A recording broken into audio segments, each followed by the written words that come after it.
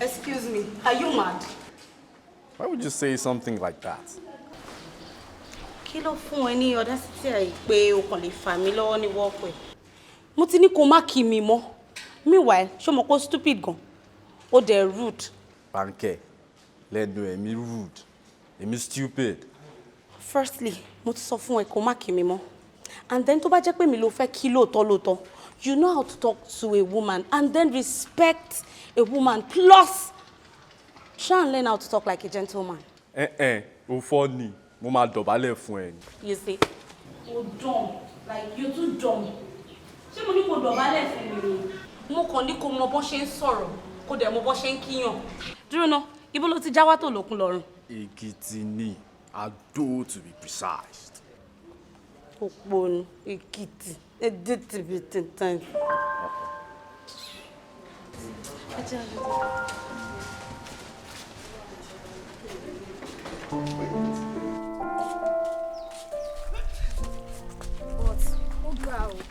Kí ló dé tó ń sọ̀rọ̀ sí ọ̀bẹ yẹn? Sọ̀rọ̀ séyàn bí ti báwo? Ṣebí èmi fi ń pé ex-boyfriend ẹni John náà. Ẹ gbà mí. Ìgbà tó wá jẹ́ ex mi nǹkan. Wo. Má dá Bánkẹ́ lóhùn. Ẹnu lásán ló ní. Ó love John kú.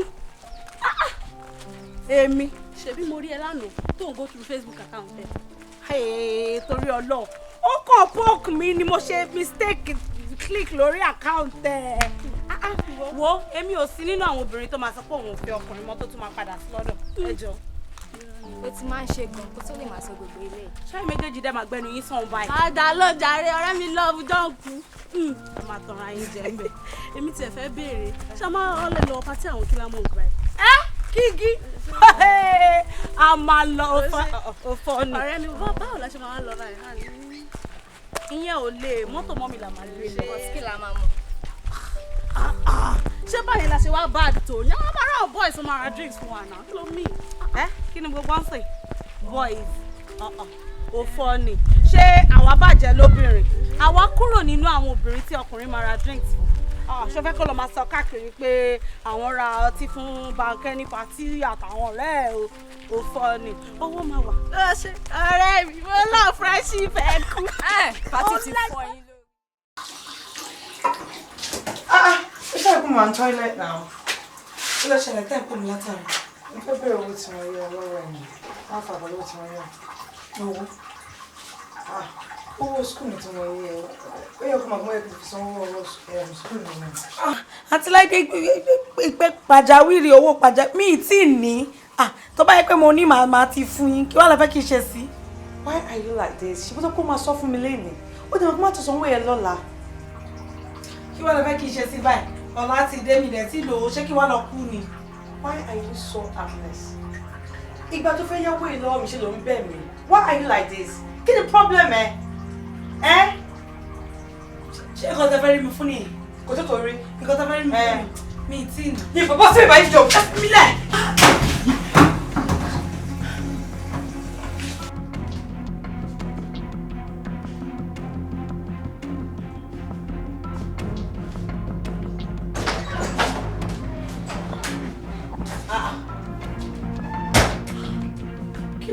Ọkùnrin báwo lè máa ṣe báyìí? Ẹ lójú ẹ fi rí inú ẹ kọ jáwọ́ nínú yàrá èèyàn bẹ́ẹ̀ yẹn. Jọ, tí mi bá jáwọ́ nínú yàrá ta ni mo fẹ́ jáwọ́? Kí ló wà lára ẹ̀ tí mo fẹ́ wò? That's just by the way. Bánkẹ́, why are you so cruel? Your sister is lying there in the hospital. Ìwọ wà ń bí báyìí, ó ń ṣe stupid makeup. Jọ kí lè torí báyìí náà? O tiẹ̀ ní àánú èèyàn rárá. O kò believe pé everything you must just be fouling about it. Èèyàn jẹ́ lówó school. Kó dẹ̀ dá owó ẹ̀ padà ló ti ṣòro tó di pé òun rán lọ sí hospital. Kí ló le tó yẹn? Ṣé èmi náà mo ń sọ̀rọ̀ tó fèsì? Ẹ má ṣẹ́ mi. You barge into my room ranting on my head. ṣé ẹ̀yin wà ẹ mọ̀ nǹkan tó ṣẹlẹ̀ ni ọ débi ọ̀rọ̀ ọjọ́ mo dẹ̀ tí wọ́n kúrò lójú ọ̀nà wọ́n forí gbálẹ̀ àwọn ò lè save orí wọn. Bánkẹ́, èmi ni mo rant, èmi mà ní Túndé, so kò sí respect kankan mọ́ láàrin èmi àtẹ. Ó dùn mí fún un, so èmi kò fẹ́ fún ní advice tèmi. Ìsìlá kò jẹ́ pé wọ́n kọ́ ẹ, ò gbẹ́kọ̀ tàbí wọ́n kọ́ ẹ rárá. Because well, mi ní kankan láti sọ fún ẹ because ẹni tó fẹ́ jọ ló ti jọ kò má dákọ̀ mọ́ wá jọyàn náà jù. Ṣorí ìgbà tó ti rí kúkúrú tó ṣaya tébékù mo ti mọ̀ kó gbogbo òwà ìgbọ́n mi ló máa mú. Ẹni bí ẹni làjọ owó ìyàgbọ́n lọ́mọ rán bàbá rẹ̀ bẹ́ẹ̀.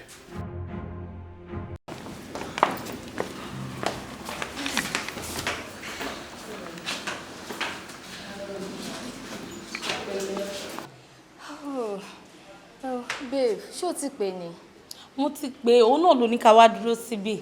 Mi ò láì gbà ṣe dúró bí ẹlẹ́yà mi bí kò dáná o. Ṣé bó bá dẹ̀ ti pè látara ọkà tó dé bíbí. Tó bá ṣe lọ báyìí, èmi náà lọ́rẹ́ mi ò ní bínú. Ṣé máa fi mí lẹ̀ ni?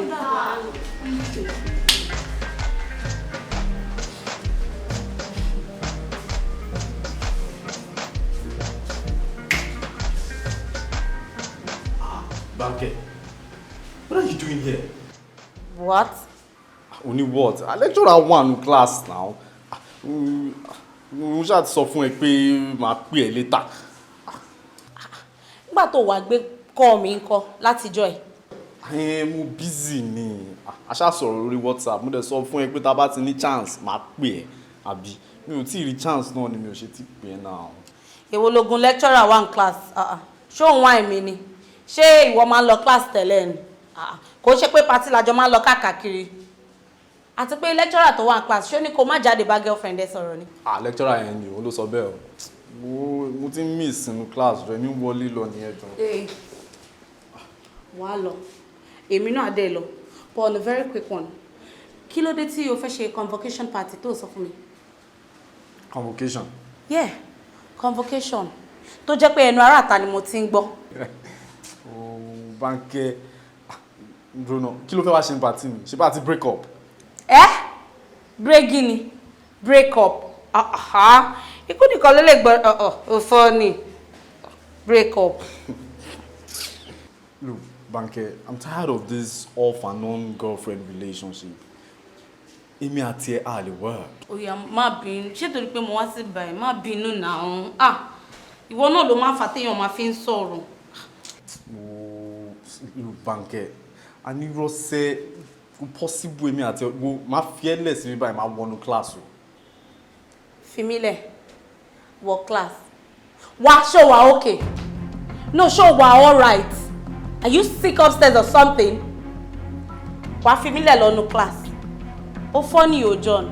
Léṣù pé mo wá síbí báyìí wá bá ẹ sọ̀rọ̀ convocation party tí my so-called boyfriend fẹ́ ṣe. Ó wá ń sọ̀rọ̀ báyìí. The fact is, you're not even adding anything to my life. And you're behaving like this. Mo manage ẹ tẹ́lẹ̀ ni. Èmi Bánkẹ́. Ó funny. Mo wá ń bẹ̀ ṣe báyìí a lè work. Lọ́tún tún sá lè work. Má dẹ̀ pè mí mọ́ bó ṣe máa ń pè mí àbí pé o fẹ́ bẹ̀ mí. Mi ò ní pè ẹ́, má worry, mi ò ní pè ẹ́. Ó ti ẹ̀jẹ̀ ń dẹ̀rìn pa ẹ́. Kí ni ẹ̀? Bí mo máa ṣe ń gòkè bọ̀ lọ́dọ̀ ẹ̀ ń tì ni mo bá rí bọ̀ pọkàn. Ó bá kọ́ pé ace fine girl. Mo wò báyìí pé ó jẹ́rìí ọ̀rẹ́ tó ní. Mo mọ̀ pé sórí ṣókò wà lórí ẹ̀. Mo fún ní back to back. Mo jẹ́ kó mọ̀ pé ṣé ó gbádùn ṣá. But at the end of the day, at the end of everything, I exchange number. Ó ṣọ́ọ̀pù báyìí. Ó ṣọ́ọ̀pù báyìí. Before nǹkan. Lásán lè rò pé mo kàn tẹrí mọ́ fóònù tí mo wò fún látẹ̀kàn. In fact, picture ẹ ni mo ń wò ní Instagram. Ṣo fẹ́ try ẹ ni?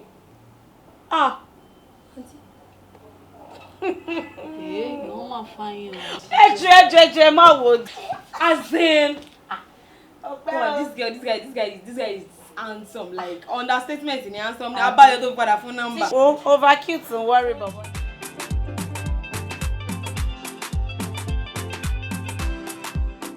kéèyàn bẹ́ẹ̀ ṣe make up mi sì wá máa ránjú. Gbogbo tí mo make up ṣe lórí pé òun wá síbi ilé ojoojúmọ́. Jẹ́ ìrora máa ṣe báyìí. Ó ti dá. Ṣáà tètè. Ibi tá à ń lọ, má jẹ́ ká pẹ́ lọ. Ó máa mí sí lọ́la gan. Kí ló ń ṣẹlẹ̀ lọ́la? Dọ̀tún gbé mi jáde of course. Ta ló ń jẹ́ Dọ̀tún? Ṣé o ti gbàgbé tí mo pàdé complex yẹn? Ní 2 weeks ago. Oh, mo rántí. In fact gan tá bá ti kúrò níbi tá à ń lọ mo ń láti mú lọlé lọmọ mọ́ mi. Ta ni? Dọ̀tún of course. Ló fẹ́ lọ mú lọlé lọ mọ́mọ́ mi ní ohun tó mọ̀ ní 2 weeks ago. Dúró ọ̀rẹ́ mi. Ṣó ti gbàgbé pé tí ìgbín tèmi Bánkẹ́ bá ti tẹnu mọ́gi báyìí ó gbọ́dọ̀ gùn dókè ni. Àní ò ṣe ní 2 weeks ó fẹ́ lọ mú mọ́mọ́ mi. Ṣé ibi tí màá jókòó sí ni tí màá padà wá tí màá máa complete. Hey wo, Dọ̀tún is just the right guy for me. You better love the right person before kó tó ṣe kẹ́ gbogbo àwọn I want to get married at the end of the day tó bá wọlé ta ní ò ṣe mí o. Mo ti gbọ́ 2 weeks lọ bá mọ́mì. Dọ̀tún is not like that. 2 weeks Dọ̀tún is not like that. Auntie, I know what I want. Wá padà wá sínú studio wá sọ fún mi pé Dọ̀tún is like that tó bá má rí tán. Ìgbà yẹn màá wá ráyè sọ̀rọ̀ sí ẹ dáadáa ṣó ti gbọ́. Ṣáàdé mi lóhùn kó jẹ́ ká ètè máa lọ síbi táwọn pé wúrà ti ń dúró dé wa ó ti pè wá. Á dẹ̀ máa pariwo ti ẹ̀ ni. Ẹ tẹ́ pé ó yìí máa sùn síbi tó wà. In fact, ló máa gbé wa kúrò níbi tá a wà. Mo ti gbọ́ kékeré ní. Ń bọ̀.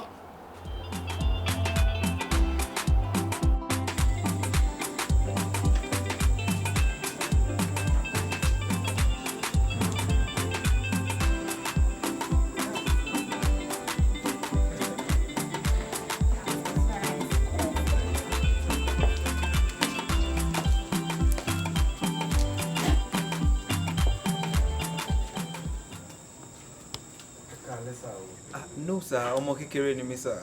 Oh. Anyway, how are you? I'm fine, thank you, sir. Daddy, meet Dọ̀tún. Ọ̀rẹ́ mi tí mo sọ pé ó máa wá kí. Dọ̀tún, ọ̀rẹ́ máa wá kí mi. Ìgbà lájọ́ discuss yẹn. Bóyá mo sọ fún yín àbí bóyá mọ́mì ni mo sọ fún. There you are. It's just you and your mom. Anyway, young man, what do you do? Well, I work with Hey, see who we have here.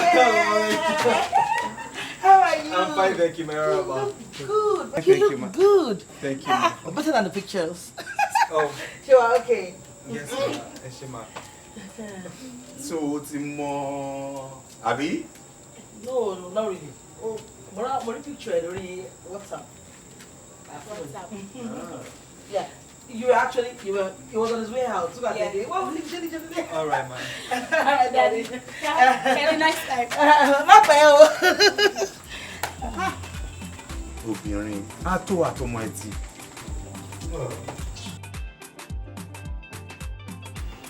I'm a Walibo. Hey, so good to see you. How you doing? Please sit. Ilé feel free, eh?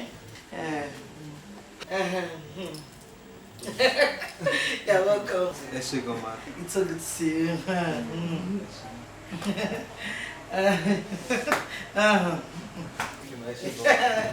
Máa bọ̀ jẹ́ rí ẹ, ọmọ ojú kò múra bẹ́rẹ̀ kiri gbàgbà.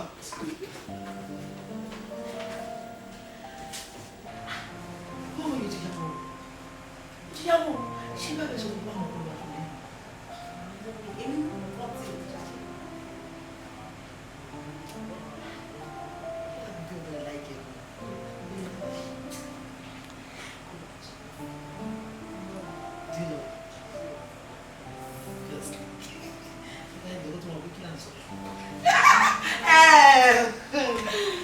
You're welcome. Thank you, again. It's so good to see you. Kí ni ká fi ṣe lálejò? I'm more okay, ma. Are you sure? Mo dẹ̀ ṣe dáná lẹ́dí yẹn o. No, I'm okay. No, We'll water is fine, ma. Just water and you're fine. I'm fine. Anyway, mo ṣe ìmọ̀ọ́yò kan, màá bá yín kó akàn, àmọ́ àwọn àkúrò náà bẹ̀ fún màá pa. Mo ń bọ̀, mo fi làtọ̀ mẹ́. Yeah, sure. The mom is so funny. Ṣé mo kọ́ máa sọ every time? Ṣé bẹ́ẹ̀ ṣe wà ẹ̀ mọ nǹkan tó ṣẹlẹ̀ ẹ̀yin mo ń dúró dé ọ tó bá ti yá yín báyìí ó ti yé mi náà nìyẹn tó bá ti yá mi bá èmi náà máa tètè mọ bí mo máa wá nǹkan tí mo máa ṣe sọ̀rọ̀ mi kàn lè jẹ́ kájọ máa fi dìgbò dìbò àyè ṣọmọdé mo ti dàgbà nítorí ẹni small stature ó ń tó yín ní o ṣe rí pé àwọn ọ̀rẹ́ mi tó máa wá ibà wọ́n ti ń pè yín lórúkọ torí wọn mọ̀ bí wọ́n pẹ́ ti márùn-ún sí ta sí ń pè yín dáàdì kìíní kan dáàdì junior àbí nǹkan kan wọ́n ti understand pé ẹ̀ kì í ṣọmọdé èdè wá nǹkan ṣe sọ̀rọ̀ ara yín. Tọ́lápọ̀. Yes. Ṣó fẹ́ pa mí ni? Kí ni problem ẹ̀ náà? Ó bá mi sọ̀rọ̀ kí n fẹ́ mo ní mo ti gbọ́ you wanna kill me? Ó bá mi sọ̀rọ̀ mo ní mo ti gbọ́ ṣé marriage easy bẹ́ẹ̀ ni wò ó ti marry? Tó bá easy then why are you still in this house and you keep pestering me to go get married? Kí ló dé gan? Ó dẹ̀ ń disturb me mo sọ fún ẹ mo ní òun wá o mo ò tí ì retí bá rí wàá mọ̀ and you keep disturbing choke me now kí ló dé? Ẹ tí ì rè kẹ́ ládùúrú gbogbo obìnrin tó wà nínú ayé yìí ẹ rí kankan bẹ́ẹ̀ but I thought you had a girlfriend. Ṣé Bánkẹ́? Yes now. Wo mi ò take Bánkẹ́ Bánkẹ́ ti burú jù mo lè fẹ́ Bánkẹ́. Kí ló ṣe? Ṣorí Bánkẹ́ tó ń wẹ̀ ó ya wèrè gan.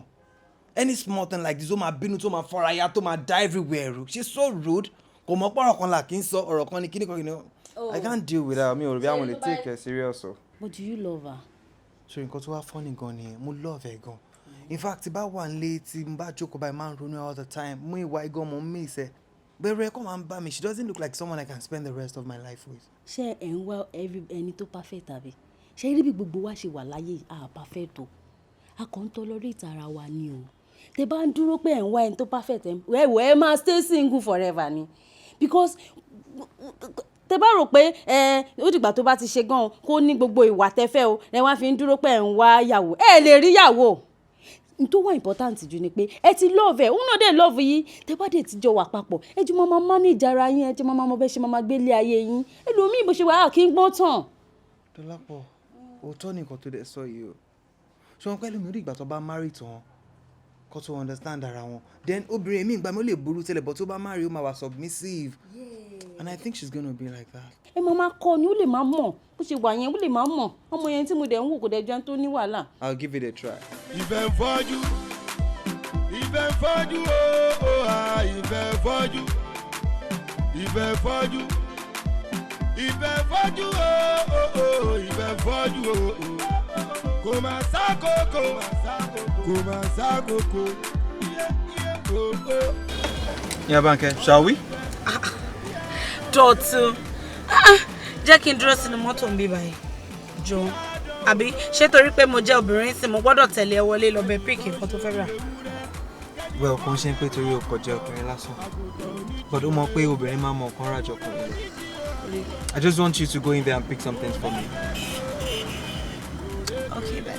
Thank you then. No, don't worry, I'll get it done.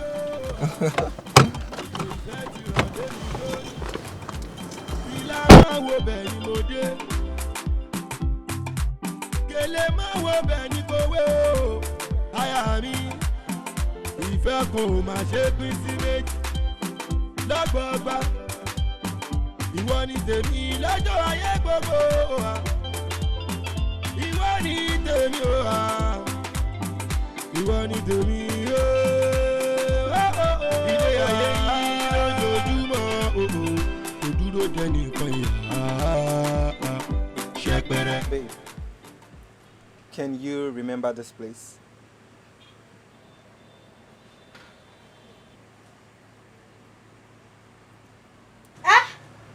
Dọ̀tun kí ló fẹ́ ṣe wàláì tí o bá kúnlẹ̀ máa gbá ẹ ní ojú.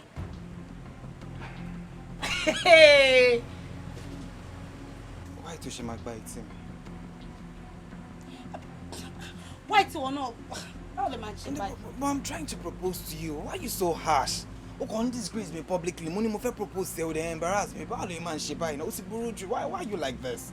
Oya ìwọ náà máa bínú.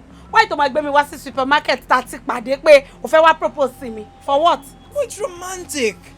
Says who? Nǹkan tó ń ṣẹlẹ̀ ń sí ṣé wọ́n mọ̀ nǹkan tó ń trend ni? Baby, I can propose to you anywhere.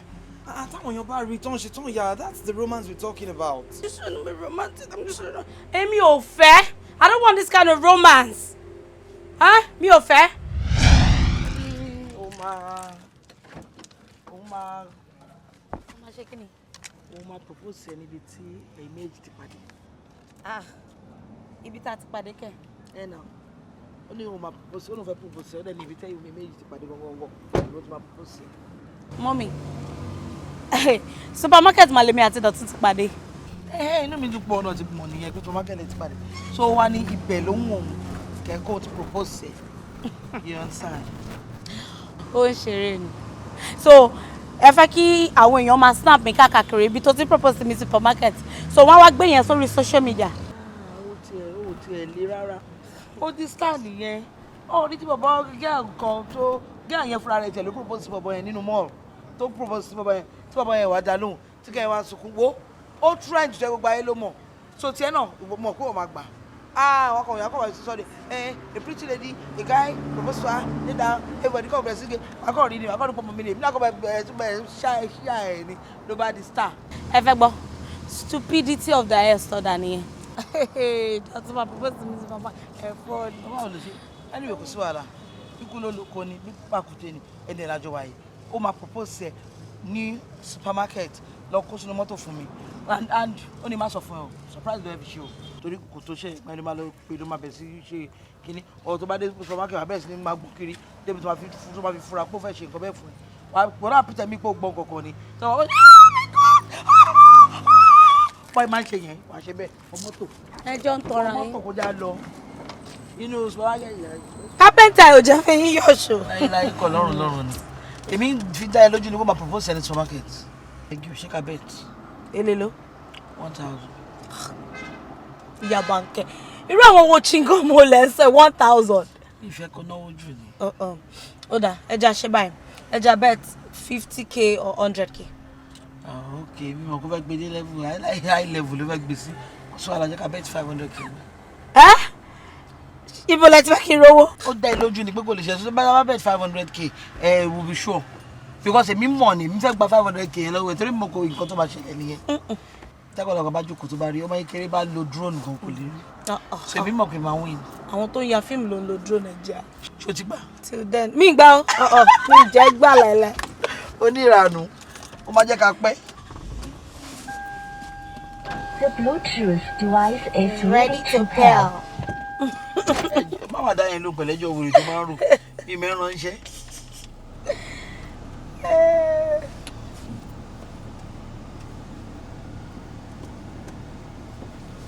Onítẹ̀ní ọlọ́mọge Cinderella. Ok dúró ṣó fẹ́ káwọn èèyàn máa ṣe fídíò káàkiri ń sìn kó gbé sí orí social media pé Adébánkẹ́ kan o ó ṣe kinní kọkìnrin kan o. Boy, it's romantic, Banky, don't you understand? Got on trend here now. You know what? Will you marry me? Yes. I love you, Dọ̀tun. I'll marry you. I'll marry you. And well, má bínú. Tí mommy bá béèrè anything àbí tó bá sọ anything fún wọn. O kò jẹ́rìí Anthony. Ṣé a lè máa lọ́sìn?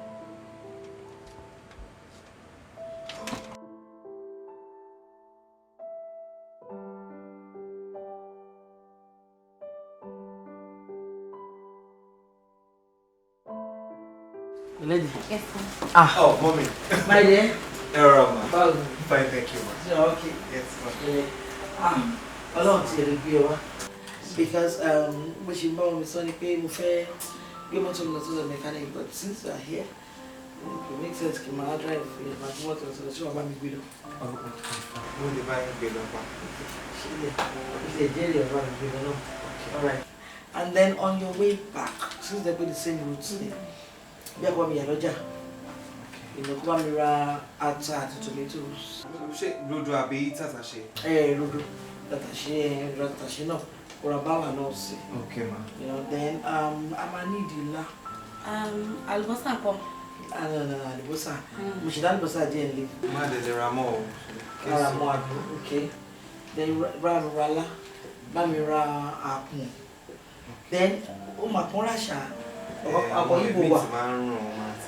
Má ra àwọn ètò máa ń rún yẹn. Okay, to be on the safer side, ra àpọ̀n yẹn tọ́ọ̀tì lọ. Okay. Wà wá mú ipò àpò fúnra rẹ̀. No. Bo lọ́jà, bo ipò ẹ̀ fúnra rẹ̀. Okay. Then kọ́ bá mi blend it. Okay. Ṣé ká blend ẹ̀ lé fúnra wa nìyí? No blend it. Kí n lọ lọ. Ìfẹ́ kó máa rún lórí. Okay. Then kó bá mi ra edé pupa àwọn kàlábà yẹn. The dry one. So The dry one. Dry one, red one. Okay. You know, baby, the whole of shell burry because I don't want. Mommy, okay, like I'm ready to buy The big one. The big one. Wobbling there, no? Okay, mom. I'm big only. You know. Then buy me apple. I like Akogo. Alright. If you tell what see by no sure pé akon no fi ṣe lálejò ni àwọn kwa rugba gbogbo yẹn. Bẹ́ẹ̀ni. Kó bá mi rà má lọ ropolo. No. So tó wá fi lọ sí sàlẹ̀ ọjà yẹn níbi etí odò. Wà ra àwọn tó ta kan be kò lè wọ́n púpọ̀. Kó bá mi rà kan no. I think that will be but feel like I call list for because what we call it. You're right. Because the two months is gbàgbé nǹkan. So listen, no man. Come on back. Emma Dalomi, okay, I'll remember everything. Sure. Mama, sick book. I will relate to you. Mom, you do when I embarrass me, I want everything. There's problems. So check into it alone. Alright then. Alright, ma'am. That reminds me. What are you doing this weekend? That's the weekend. Babe, do we have any plan? Mo conference. Mommy, I prefer rest in the weekend, Good.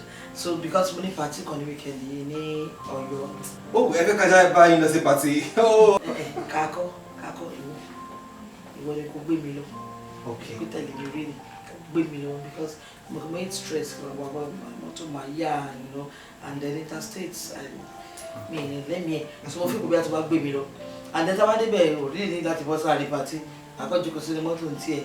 Me ala sino party and then maton need láti Toyosi gbé Toyosi ìpolówó amajo apano moto agba fresh air sara to den epo tí wọ́n gan sin you know ó dà kí o máa gba tegun lo you know agba fresh air sara agbonje abe ni moto nbe you're far too kind, ma'am. Oh, need that moti now because when I drive don't get bottle water you will be fine. All right. So the job me lo she there. All right. And babe, can I have my tea?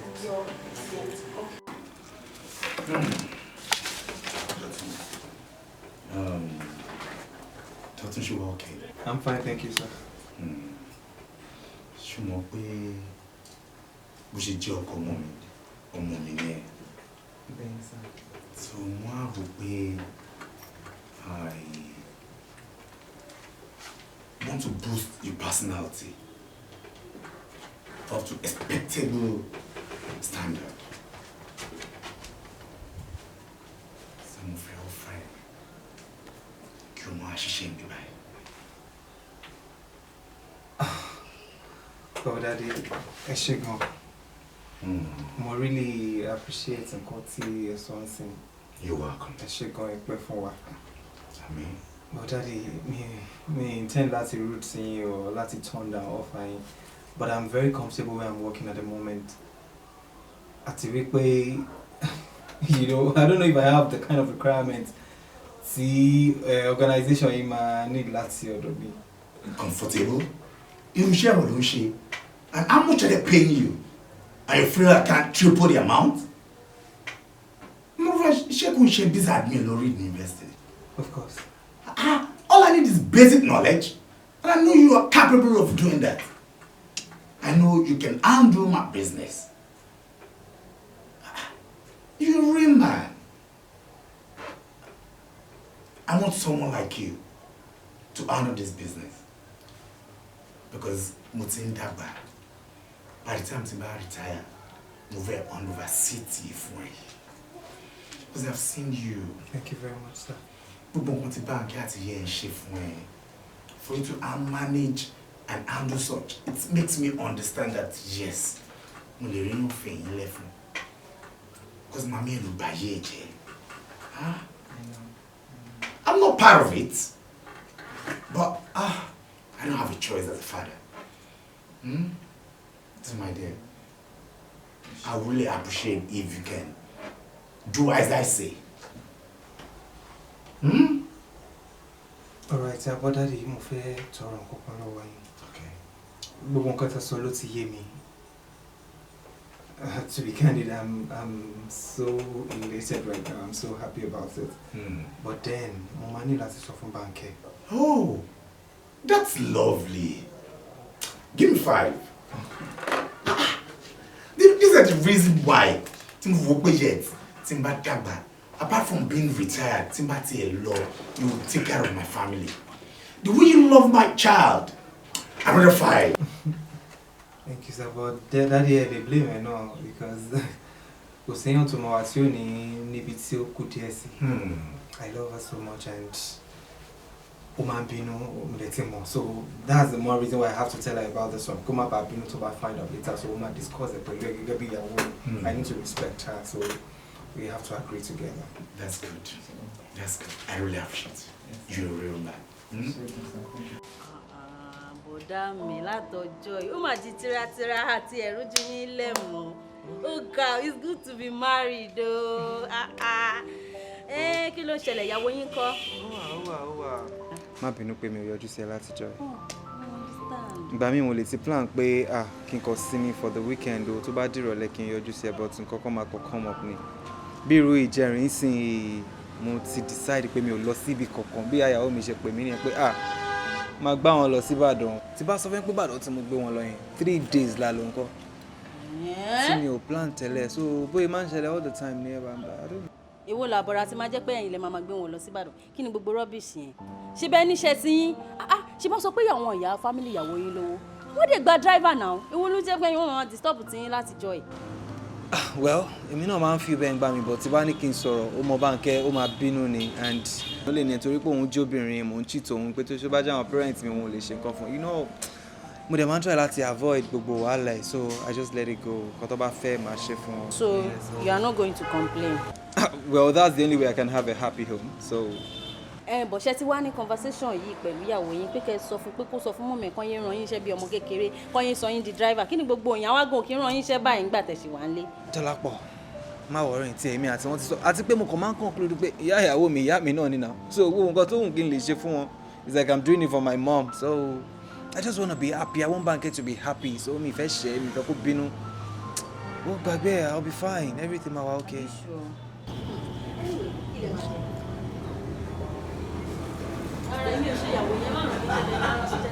Ẹ ti máa rí o, ẹ ti máa ní kí wá lọ fún yín. Ó yá.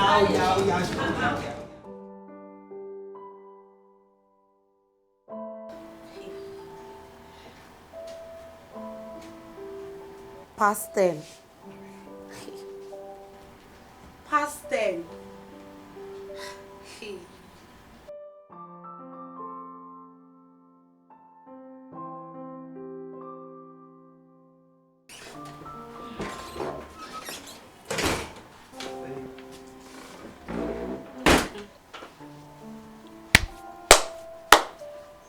Sọ fún mi, ibo lo ti ń bọ̀? O wo aago ọwọ́ ẹ̀ kó wò pé alẹ́ tilẹ̀ ó fi yàn sílẹ̀ lé. Babe, má bínú yẹ kó mọ̀ pé ibi iṣẹ́ náà ni mo wà now. Gbogbo bó ṣe ń pè mí mo ń sọ fún ẹ mo ní mo wà ń bíṣẹ́. Ó lè máa sọ̀rọ̀ bí ẹ tó wà tọ́ lẹ́nu báyìí. Iṣẹ́ wèrè wo nìyẹn? Torí kí n lè máa rí ẹ all the time ni mo ṣe sọ fún dádì kan fún ẹṣẹ́ náà. But Banke dádì náà lọ fún mi iṣẹ́ tí mò ń ṣe lọ́fíìsì wọ́n ní tí mo bá parẹ́ mi ò gbọ́dọ̀ lọ anywhere. Téèyàn bá dáńsì wọn léèyàn sọ̀rọ̀ ọ̀rọ̀ ẹ̀ máa ń sùn mí wo bóyá phrase sọ̀rọ̀ dádì náà ló fi mi jẹ́ tí mo ṣe. Mo need láti bá dádì sọ̀rọ̀ I need láti change iṣẹ́ because I can't take it anymore. I'm so tired of this. Wà wọlé dé lóru wà wọlé. Okay.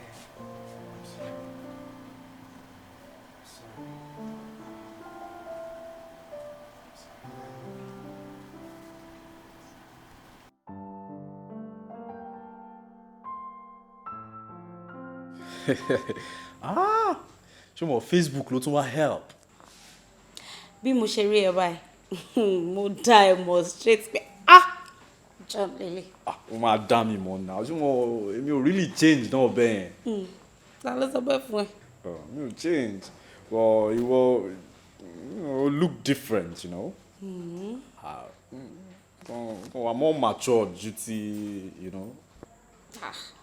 Ṣé mi ò wà matured tẹ́lẹ̀ ni? Matured rárá bí ọmọdé ló ṣe máa ń ṣe ń gbà yẹn ó ti gbàgbé ó máa ń fún mi wàhálà gan ó ti gbàgbé ọjọ́ yẹn tó lọ embarrass mi nínú class.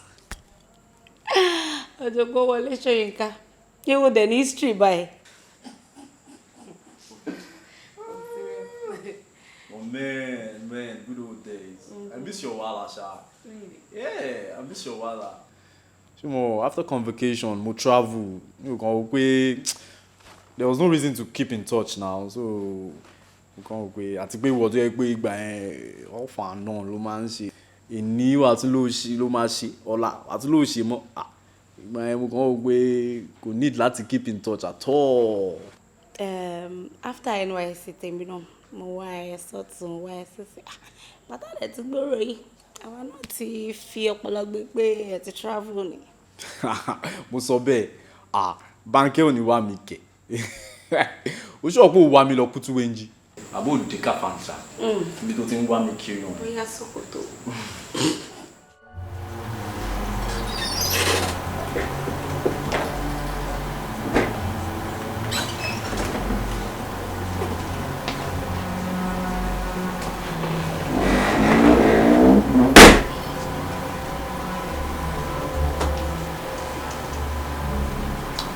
Níbo ló ti ń bọ̀? Bánkẹ́.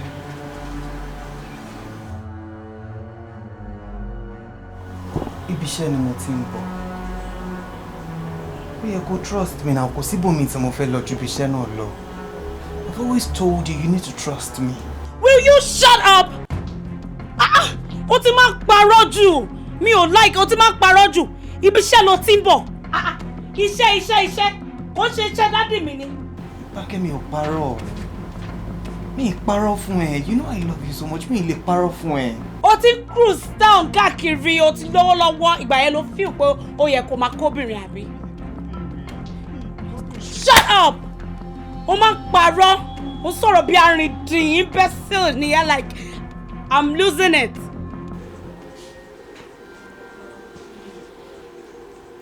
Bánkẹ́, you slapped me.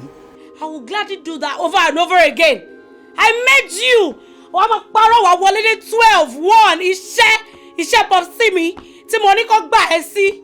You're crazy, you're sick upstairs. Sorry. I'm sorry. Sorry, tó máa ṣe náà nìyẹn tó máa fi kóyàn ní kíní jẹ. It's baby.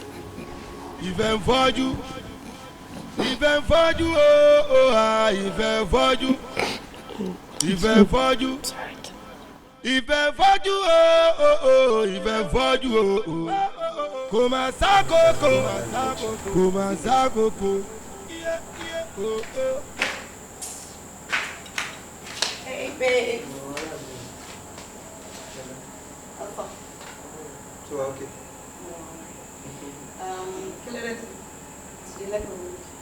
Well, I need to catch up with the breakfast please. Kámọ̀ nǹkan tó ń ṣẹlẹ̀ ń lò wá kó tó kó wa lẹ́rù ẹlẹ́ẹ̀kejì.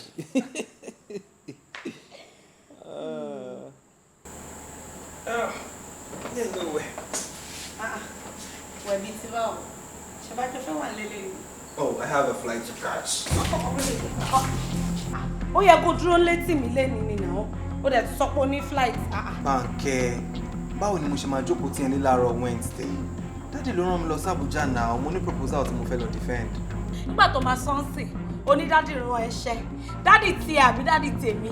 Ṣé bí company dádì mi ni? Kí ló dé tó wá stress ara ẹ̀? Mo jà wà lélẹ̀ ni, màá pè wọ́n, màá dẹ̀ tún fún ọmọ òwà bí iṣẹ́ ọ̀tọ̀.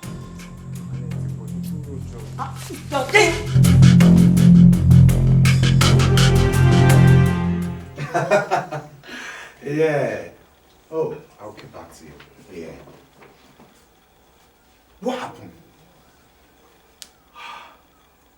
Èmi àti Bánkẹ́ la ní little misunderstanding. Bánkẹ́ again? So, ó ṣe mistake, ó tì mí lọ kiri. But I'll be fine, mo ṣe kúrò hospital náà. Was that why I took miss flight? Torí ẹ̀ náà ni mo ṣe ní kí n wá rí. Abájú agent ẹ̀ ń pè mí. Ṣé ọmọ yóò di pa mí báyìí? Daddy! No, Daddy! I don't know. Please get in touch, please get. Okay. Daddy, no. Pẹ̀lẹ́ wá dàn. Nígbà tí a try láti rìn báyìí wọ́n jí for some minutes but àwọn bánkẹ́ ni wọ́n pa. Ẹjọ́ ta ní bánkẹ́ yẹn.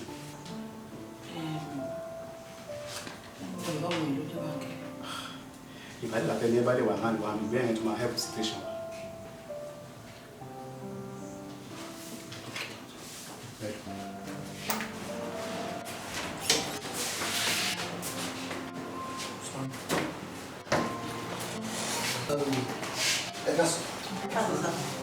I'm very doctor.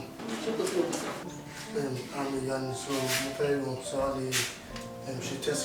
Ṣé ní 5 minutes sir? Mo 5 minutes. Kí ló pé sir? Fẹ́ mi wá gbé.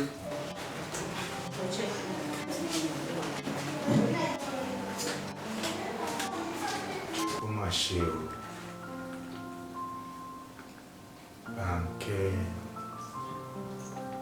Bánkẹ́. Adébánkẹ́. Àgbẹ̀ sọ títí tí ò bọ̀. Bọ́n má sàn jẹ́ burú lọ. Gbogbo wa páàlì tó ń wù.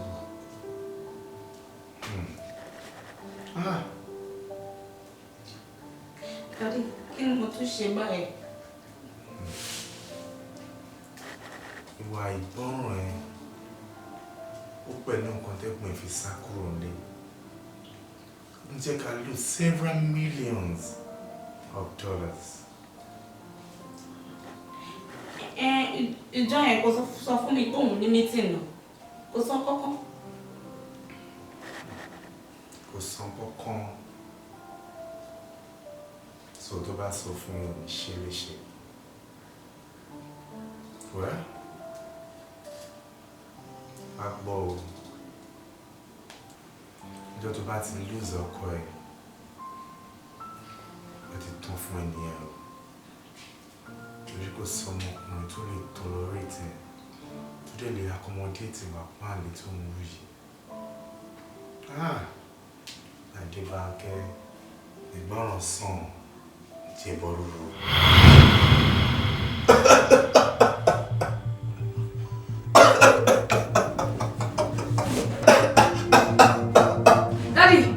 Daddy! No! Daddy, wait. No! Daddy, kí ló ṣe wọ́n? Kí ló ṣe wọ́n? Mi wọ́n. What's not to stop? Sorry, the doctor. Daddy, mo ti change. Trust me, I'll change. In fact, mo ti change.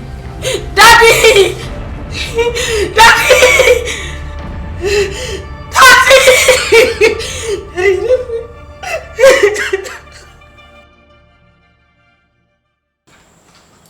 Hello? Yeah, I'm downstairs. Okay, sorry. Good afternoon. Good afternoon, madam. Please, I'm here to say one Mr. John. Mr. John. Sorry, Mr. John, what? Mr. John Bangboshe. Bangboshe. Sorry. Sorry. Is he expecting you? Sure. 1 minute, please.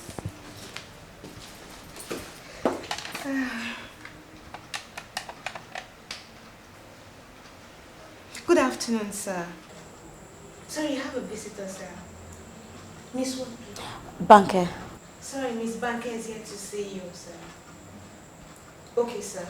Please, you can go and see him. Okay, what? You know the room? No, in 105, please.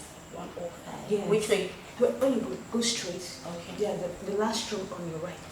Last room. Okay. Thank you for that.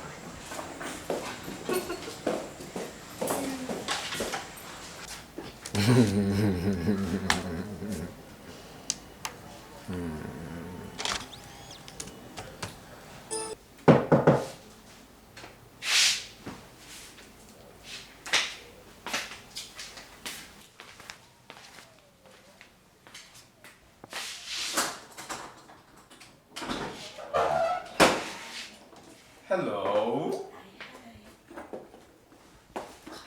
John. Hotel ló ń gbé lóòótọ́. Hotel ni jàre mi ò fẹ́ wà láwà báyẹn. Wọ́n tá pẹ̀lú bàbá wèrè yẹn ni jàre. Ṣé wọ́n máa ṣe bí ẹni pé àwọn olówó kọ́ ṣe sójà láyé. Dúró John.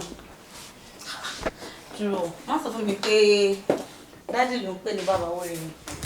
Kúnlẹ̀ jàre, tí o ló pay ass mi. Kí ló fẹ́ jẹ? Kí ló fẹ́ mu?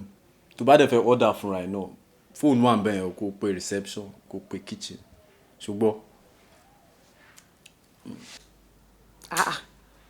John, má sọ fún mi pé ìwà burúkú ìṣì wà lọ́wọ́ ẹ o. Ìwà burúkú. Kò yé mi. So ìdílé léyìí tó ṣe fẹ́ dúró nílé. 2 weeks ni mo máa ṣe lò ní Nàìjíríà. Ìwọ gan ni first person tó yẹ pé màá ṣe rí inú àwọn ọ̀rẹ́ mi látìgbà tí mo ti lọ. Ṣé mo pé ọlọ́pàá lè gbé ẹ pẹ̀lú nǹkan tó ń ṣe ìjà? Ṣé kò sí? O ti ń fi yọ sí o. Òun wá ìmì àbí òun ṣe lè ṣé òun fọ́ọ̀mù fún mi ni. Irọ́ mi ò kí ń ṣe bẹ́ẹ̀ mọ́. Kí ló ṣe tó stop?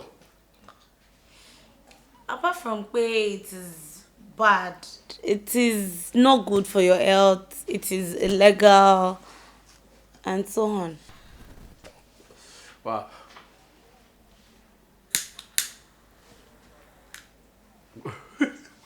Wow. Ṣé o fẹ́ máa test òyìnbó lára mi ní báyìí? Well, mi ò lè blame ẹ ṣá. Ṣé wọn kò obìnrin ni ẹ? So as obìnrin ó máa ṣe kinní fún ẹ láti, Báwo lẹ̀yin aráàlú ìṣe máa ń ronú báyìí? So torí pé mo ti jóbìnrin sìn yẹn ní pé kí ní limitation sí àwọn nǹkan báyìí. Màá dẹ̀ ju ẹ lójú.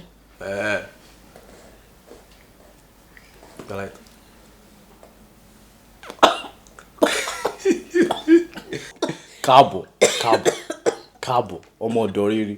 Ó ti pẹ́ lóòótọ́. Idiot.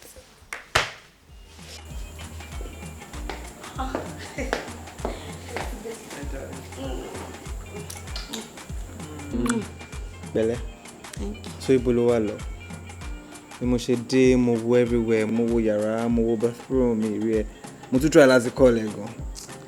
Fóònù mi kú ni. And then mo sáré lọ rí nǹkan tó wà very important. Well, láti ọ̀la lọ títí di next week. Mi lọ bí ṣe o. I'm gonna be home all through just for you. Èmi máa ń jáde. I'll be traveling for a week or two. Mo sáré fẹ́ lọ ṣe seminar kan ní Abuja. Seminar l'Abuja. But you never told me anything of such now. Báwo ló bẹ̀rẹ̀ sí ní plan gbogbo yẹn? Ṣé wọ́n máa ń gbélé ni? I decided to take up a management course. Then I fẹ́ ṣe seminar pa ẹ̀. So that's what I'm doing. Wọ́n ti ẹ sọ fún mi now, a whole 2 weeks ò ní fi sínlé. Bẹ́ẹ̀ gbà ni. Báńkẹ́. Nǹkan báńkẹ́. Well, I'm so tired. Let me just go freshen up, yeah? I'm coming. Daddy. All right.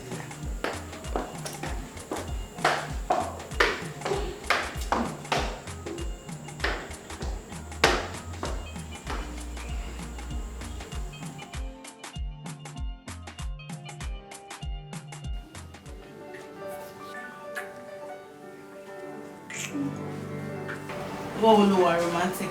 Èmi. Ó wà romantic kankan.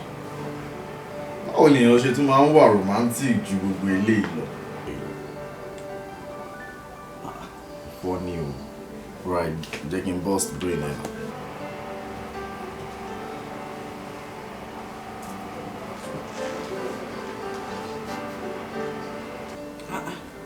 Aago tí mo ní mo like kí n kọ́ lélẹ̀. Yeah. Gbọ́dọ̀ tí order ẹ̀ fún ẹ, ó máa dé lọ́la bó ṣe wà. Really? Yeah. Gbọ́dọ̀ ó yà sọ fún mi, ṣé mi ò wà romantic báyìí? Romantic. It's so beautiful. Abi.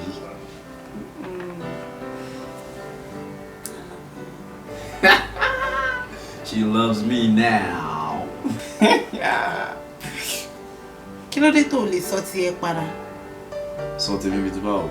Ṣé o sọ kémi lè sọ padà sí ẹni pé èmi? You understand? Kí wá ní big deal? Oh, so kí èmi lè sọ pé I love you ni wọ́n ṣe sọ pé you love me àbí? And tí o máa ń ṣe big deal, tell me then kí ló wá cause ẹ kí ló jẹ́ kó bínú tí n bá sọ pé I love you? yẹn lọ wá. Ṣẹpẹrẹ ìfẹ́ òtítọ́ a máa fẹ́ ni. Sir, file our marketing department at production end, so everything's ready for this. Yeah, sure, okay, see what you're going to do. Ṣé mo pé bọ̀bọ́ yẹn ò pé ṣá? Inú ẹ̀ ń bí mi gidi gan ni. Ṣé ló sọ̀rọ̀ bí ara ẹ̀ dín?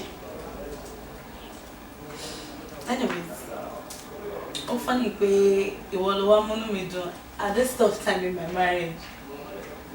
Such is life. But I ṣe múnú mi dùn. Ọlọ́run ọmọ múnú ẹ̀ dùn.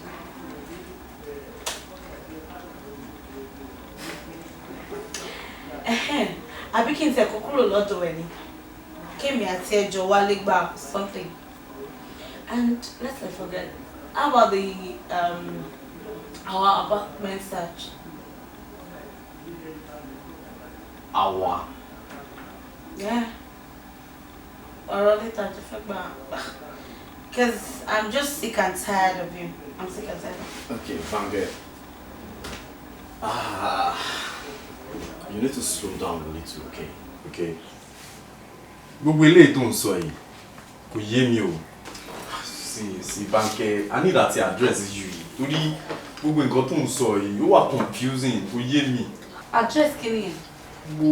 Love tó ń kó sórí mi. Ó ti pọ̀ jù, orí mi ò gbé. People to marry now. Kí ló ń sọ lẹ́nu tí ó dùn mí? Oh, is it a crime for us to be in love? Banke, this thing between you and I, it's not serious. It's just a fling. Where you go more now? You're married. Will you shut up? No, ṣé orí ẹ̀ yí ni? But I know orí ẹ̀ kan ó ti yọ àbí? You call this a fling? Tell me. Okay, for a couple of months, Tafi, Pade, we've had a lot of sex. I'd lost count. At least we have this 5 times a day. Oh, so now, do the calculation. Joe, Bobby, share calculation. Because so all the sex is just a fling. You like it, Banke. You think pariwo, you like it. You think pariwo, then you like it. What? John? Emi pariwo? No, look into my eyes and tell me, mo pariwo. Oh, mo ti dalariwo of Africa. Ferrari, What's up? you know hear anything? Now. For where? I said, yeah, the first for 105 now. Adugbo, it be like say you get bump inside your head. Because if you never get work for Chevron, you know, come here, come and tell me, say, they fight for one room for there. Ferrari. Ferrari, anyway, they are the top. Hey, which kind of super tape bab this morning? Where this guy come carry wahala? Come with me, warn yourself. You know what? Go there, go separate them. Say how they come. Ferrari, I come here now. I tell you, say, there's a fight for inside room now. You know won't go there. What do you call them? Nah, Gidi. Adugbo, I go leave you this morning. You better something they chop inside your brain. I go leave you this morning. Me here, I get work where I won't come do here. I never get work for another place. So carry your bad luck. May you go separate nonsense fight. Wait, come here, come do. I go report to you. What? Ibo loro pon lo. No, Dami, no, Ibo loro pon lo. You know you're a big fool.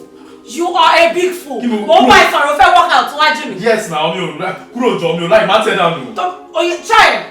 Oh, sorry. You like. Jọ báyìí kí mo ju ẹ. Mo ba sọ̀rọ̀ work out. Kúrò wájú mi. Kí ló dé tí ma ṣe kúrò wájú ẹ? Kúrò wájú mi. A ṣì sọ̀rọ̀ lọ́wọ́ àti a ṣì sọ̀rọ̀.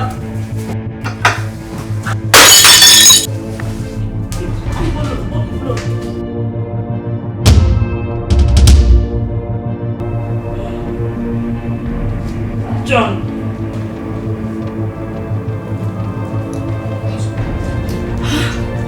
John. John. John.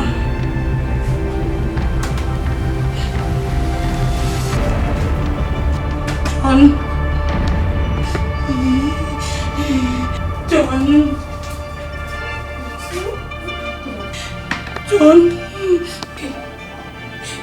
John. What have I done? Jide.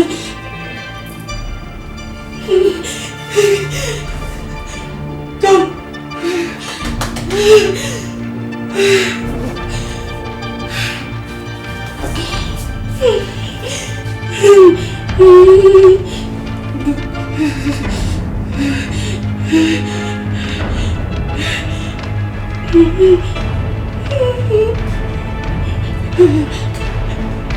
Báwo làwọn invoices yìí wọlé? Mo ṣe receive ẹ̀ náà quite long, sir.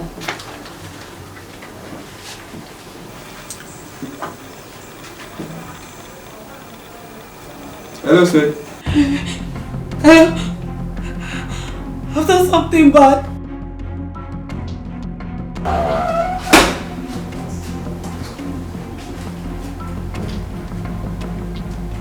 Bánkẹ́.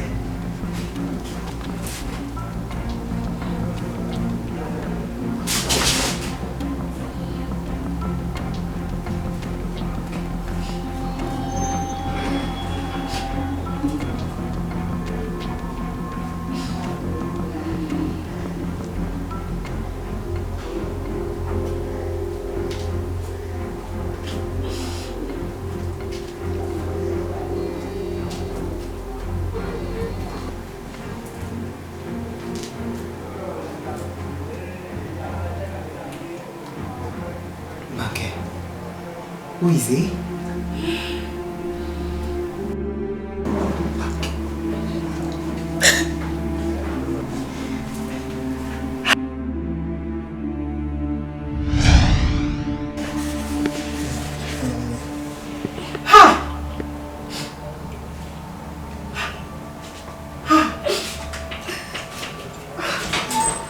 Ọ̀gá kò dáa o. Ẹ̀dẹ̀ gbàgbé mi sí bíbá yín láti ẹ̀kan. Ordinary omi ni mo bèrè lọ́wọ́ yín ẹ fún mi lómi. Mr. Man, kò sómi fún ẹ rárá. O ò cooperate pẹ̀lú mi. Kò sí bí mo ṣe fẹ́ help ẹ. You need to cooperate with me so that I can help you. Mo ti sọ fún yín, èmi kọ́ ni mo pa arákùnrin yẹn. I don't know anything about it. Èmi kọ́ ni mo pa àmì ìmọ̀ kókó ń pa kú ẹ̀. Mr. Man, but evidence show pé ìwọ ló pa arákùnrin yẹn. Weapon tó fi pa wọ́n bá lọ́wọ́ ẹ̀. Ẹ jọ̀ọ́, ṣé mo lè báyàwó mi sọ̀rọ̀? Mr. Man, if you help me, I will help you. Yes, you can talk to your wife. But I'm helping you. You're not helping the matter. Oh, help rárá. Nígbà tó ń wọ inú rẹ̀, wọ́n bá ìgò yẹn lọ́wọ́ ẹ̀. Ó túmọ̀ sí wípé, okay, yes, get dancing. Tó bá jẹ́ mi náà ni, máa understand. Ó ká ọkùnrin mọ́ ìyàwó ẹ̀ lórí. Ó ká ọ̀wọ́ yẹn torí ẹ̀ ló ṣe pa. Jẹ́wọ́ kí n bá lè help ẹ. Ẹ jọ̀ọ́, ẹ jẹ́ kí n báyàwó mi sọ̀rọ̀. Òun nìkan ló lè tọ̀nà sí gbogbo ọ̀rọ̀ tó ṣókùnkùn yìí.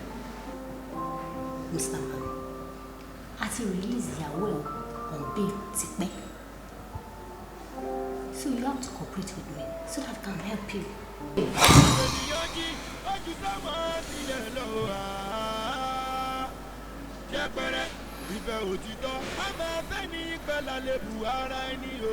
Can I get a lawyer? Tí mi ò bá rí lawyer mi ò lè sọ kankan mọ́. I need a lawyer. Barrister, nǹkan tí mo ń try láti sọ ni pé ọmọ mi ò lè pa anybody. Ọmọ mi ò lè pa èèyàn kó lè.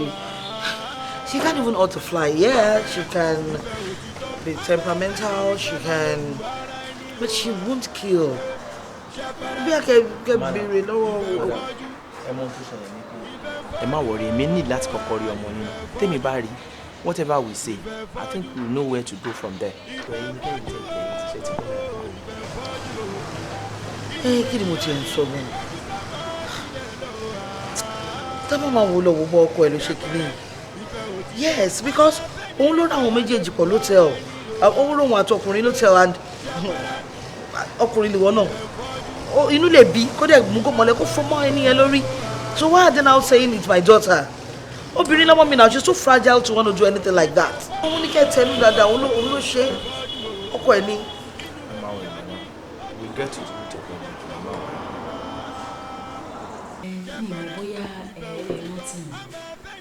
wọ́n ti rí wọn. Ṣé bí mo ṣe ń sáré bọ̀ báyìí mo ṣáà ń gbàdúrà pé kọ́ ló ń jẹ́ kí ẹ rántí wọn. Ṣé wọ́n mí ti ń gbà wẹ́tí ni? Ṣé ẹ má bínú pé mo disturb yín mi ò bóyá ẹgbọ́n kan tó ṣẹlẹ̀ nípa Dọ̀tun àti báńkì rẹ̀. Ẹ̀gbọ́n kan ní àwọn méjèèjì pààyàn. Mi ò gbọ́ nǹkan kan. Ṣé bí àná ni wọ́n sọ wípé wọ́n arrest wọn wípé àwọn méjèèjì pààyàn bọ́ wọ́n á ní Bánkẹ́ wà innocent pé Bánkẹ́ sì padà sílé Dọ̀tun nìkan ló wà ní police station. Báwo lẹ ṣe mọ̀ kó wà innocent? Ṣebí mo lọ sí police station lánàá mo wá rí Dọ̀tun wọ́n wá sọ fún mi wípé òun ò mọ kankan ń pa ẹ̀ pé ìyàwó òun ló pè òun pé nǹkan kan ṣẹlẹ̀ pé kò máa bọ̀ nílé bóun dẹ̀ ṣe délé lọ́dọ̀ rẹ̀ pé ọlọ́pàá ti débẹ̀ gbogbo nǹkan ti débẹ̀ wọ́n á lóun lòun pààyàn. Police station wọ́n wà báyìí. Ìjẹ́dẹ̀ police station ni bó ṣe wà yẹn ó wà innocent kò mọ kankan ṣe bí ẹ̀gbọ́n mi ni ẹ mọ nǹkan tí mò ń sọ ó lè pa ẹ ṣiṣẹ́ ká má wàá sọ wípé èèyàn ṣe mọ nǹkan tí mò ń sọ bó ṣe wà yẹn kò lẹ́mìí gbogbo nǹkan tó ń sọ pé ó ṣe yẹn ẹ̀gbọ́n mi ló wà innocent. Wo mo ti ń pe mọ́mí àti Bánkẹ́ láti gbà yẹn báyìí wọn ò gbé kọ́ mi bí mo ṣe ní pé kí n wá yín pé bóyá kẹ̀tì ẹ̀ bá mi wá wọn kàn mo kókó pa ẹ̀. Máa lọ sí police station yẹn sìn. Pẹ̀lẹ́ Ọlọ́run jẹ́rẹ́ ká rírọ ẹ̀ mọ́ ọ́n bó báwo lè ṣẹlẹ̀ gangan náà. tí ẹ mọ àti jẹ́ta ló yẹ kí Dọ̀tun ti padà wálé pé mọ́mì wọn tún gbé kọ́ wọn. Kí ló ń sọ lẹ́nu yìí kí ni tiẹ̀ àní ká máa dúpẹ́ lọ́wọ́ Ọlọ́run pé wọ́n fi ẹ́ lẹ̀ láyọ̀ tàlàáfíà ṣebí bọ̀dà Dọ̀tun ló pààyàn. bó ní sùúrù nù ṣé wọ́n kẹ́ ẹ lórí bed pẹ̀lú ẹnìyẹn ni báwo lè ṣẹlẹ̀ gangan. Ìwọ ni wọ́n tún sọ ìyá ní ó yẹ kó ti dé mo ń pe mọ́mì látàárọ̀ kó dún.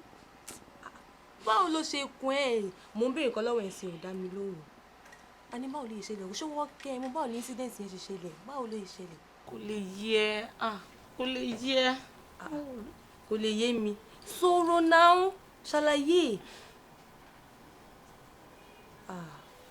kí n bẹ́ẹ̀ ni mi dákẹ́ ó ṣe wa. ẹ má sunkún mọ́ ìṣeré tó ń sunkún ni ẹ má sunkún mọ́. Listen to me, I just need a lawyer, please. Ẹ bá mi wá lawyer lórí ọ̀nà jọ.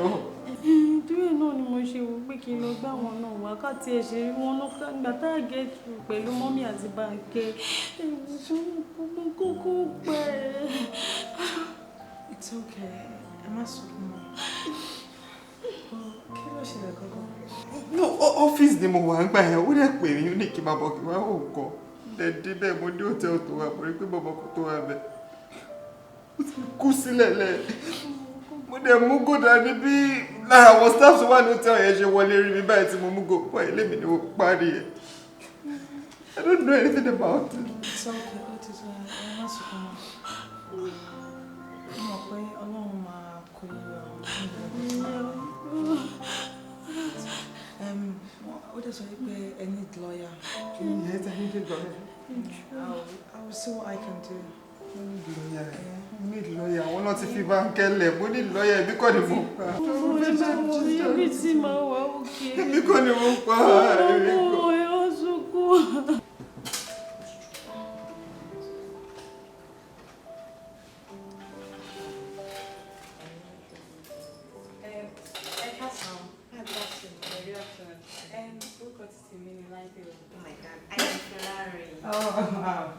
Ẹ má bínú, mo wá disturb yín ni o.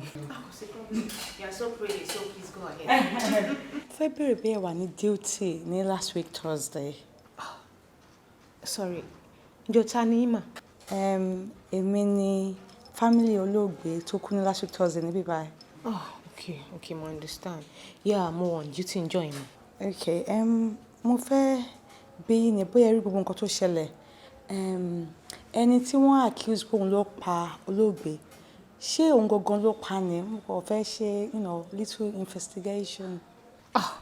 Mi ò lè sọ o, ṣùgbọ́n ní ìjọ́ yẹn, cleaner sáré wá síbí báyìí, ó ní wọ́n ń jà ní room 105. When I got there, mi ì gbọ́ nǹkankan, mo dẹ̀ padà wá síbí. Later ni brother yẹn, wọ́n dé, wọ́n á wọlé. Mo gbọ́, mo wá sáré lọ síbẹ̀, mo wá bá wọn pẹ̀lú ìgò lọ́wọ́. Ẹ dúró, ìgò yẹn ṣé ó fi ń gún àwọn ṣé ó ń jà àbàtẹ́ rí wọn? Rárá o, mi ò sure. Mo kàn rí wọn ni. mo rí tíyàn di ìgò mú bí mo ṣe rí mo sáré padà mo dẹ̀ pe àwọn ọlọ́pàá immediately. inú ènìyàn jìn ojú sámọ sílẹ̀ lọ ṣẹpẹrẹ ìfẹ́ òtítọ́ a máa fẹ́ ní pẹ́lá lébù ara ẹni o ṣẹpẹrẹ ìfẹ́ ń fọ́jú. ẹ kálẹ́ ma. ẹ kálẹ́ o. orúkọ tèmi ni Michael Tejoso ìkejì mi James láti Jide police station ẹ jọ̀ọ́ ṣé ẹ̀yin ni Mrs. Banke. bẹ́ẹ̀ni èmi ni Mrs. Banke ẹ jọ̀ọ́ kí ni mo lè ṣe fún yín. a ní ìdíyín ní àgọ́ wa fún ọ̀rọ̀ kan àbí méjì. kí ló ṣe kò èmi nìkan ni mo wà nílé ṣé mo lè pè. no tẹ́ bá dé station wa ẹ lè máa pè yín tẹ́ bá fẹ́ pè.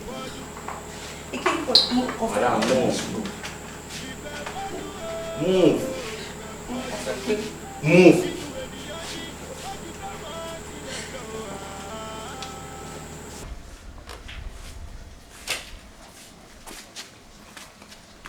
Ẹ wo, mọ́mì, kí má tán yín, Banke tó àtúnwò rẹ̀ jù. Any small thing báyìí, ó máa bẹ̀rẹ̀ sí ń react ni. Ó pẹ̀lú nǹkan tó ń fi kúrò nílé.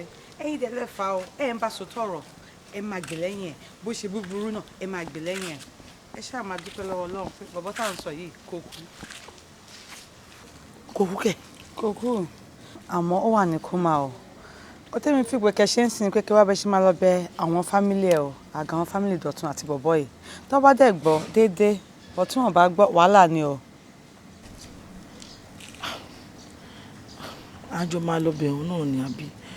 Ẹ̀yin àti sani. Mi àti ẹ pé kájọ lọ bẹ̀ òun. Tó bá jẹ́ ẹ̀rẹ́ tó bá pẹ́ méjì, wọ́n á lè ṣàánú mi. Wọ́n á gbọ́ sí wa lẹ́nu. Mọ́mì, èmi ò lè tẹ̀lé yìí. Ìbẹ́ ilẹ̀ bẹ̀rẹ̀ iṣẹ́ yìí. Èyí náà lè máa dánù kan parí ẹ̀. Ìgbà tẹ́ ń gbé lẹ́yìn ẹ̀, tẹ́ ń ti sínú kòtò, mọ̀ ń gbà yẹ. Mọ́mì, ẹ á ti kú fún àdúrà. Kí ọmọdé yìí kó máa kú. Ṣé wọn kí tó bá ti kú ẹ̀wọ̀n ni? Ọlọ́run ní jẹ́. Mo ti gbọ́. Ẹ ṣáà wá bẹ ṣe máa lọ bẹ̀ wọ́n ṣá. Mo ti gbàdúrà pé kọ́lọ́run kó jẹ́ kó gbọ́ sí. ilé ayé yìí lójoojúmọ́ òhò kò dúró dẹnìkan yìí ṣẹpẹrẹ. ilé ayé yìí lójoojúmọ́ òhà kò dúró dẹnìkan yìí ṣẹpẹrẹ. inú ènìyàn jìn ojú sámọ sílẹ̀ lọ ṣẹpẹrẹ. ìfẹ́ òtítọ́ a máa fẹ́ ní pẹ́lá lébù ara ẹni o ṣẹpẹrẹ. ìfẹ́ ń fọ́jú ìfẹ́ ń fọ́jú ìfẹ́ ń fọ́jú ìfẹ́ ń fọ́jú ìfẹ́ ń fọ́jú ìfẹ́ ń fọ́jú kò má sákòókò kò má sákòókò ọ̀rọ̀ ìfẹ́ bí àdánwò lórí ọ̀rọ̀ ìfẹ́ bí àdánwò ló máa rí o. kẹ́nìkan ṣe bí ewúrẹ́ kẹ́nìkan ṣe bí àgùntàn àgùntàn oníjìyàn ewúrẹ́ ewúrẹ́ oníjìyàn àgùntàn. òrékè mi o òrékè lẹ́wà mi o ta ló bá mi rí o òjò ìfẹ́ ti rọ̀ lé mi lórí kí la máa wo bẹ̀ ni mo dé.